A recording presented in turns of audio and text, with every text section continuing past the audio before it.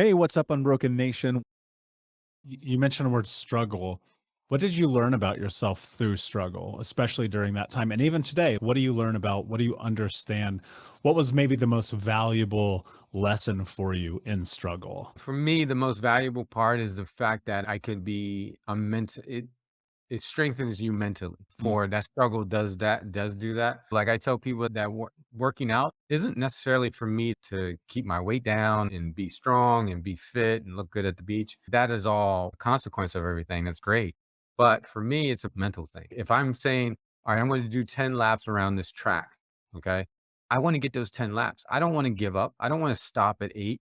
And the reason I am able to continue doing that is because of the struggles that I went through, that I didn't give up. I didn't just sit there and say, this is hard. I need to, I just want to give up. I just want to walk away. I want to go have fun. I don't want all this responsibility. At the same time, those struggles taught me, look in the mirror. You did this. You can't blame anyone. So it's not, I talk to a lot of people now, especially some youth, high school students, and they say, hey, we don't have the opportunities.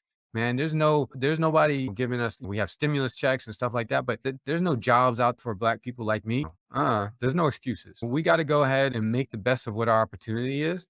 There's going to be some unfair advantages towards us. Okay. But we got to deal with it. We got to pull our big boy pants on and then go out there and figure out a way to to make it work and do the best that we can. Because for me, that's what the struggle did, is just to sit there and say, I can't blame anyone. Let's get through this. Let's figure it out and then go from there. Because at the end of the day, you're struggling.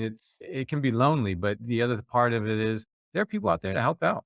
That's what nonprofits are out there for. That's what some of these government programs are there for, is because there are people that want to help you have a better life. You just have to be courageous enough to let them know, I could use some. Yeah, that's a really strong point. A lot of people want to give up when things get hard because it's easy. Like, really, let's call it what it is. It's easy to give up when life is difficult, when your back's against the wall, when you got $7 for diapers to your name, when everything seems to be tumultuous and exhausting. And here's what's really interesting. I think that whether you are rich or you're poor or you're in between, whether you grew up in a great home or a poor home or whatever your race may be, like there's struggle in this thing for everybody. And I don't know about you, but I didn't wake up with a roadmap in my hand that said, this is the way that you live. It's, dude, I got to go out here and figure this out every day.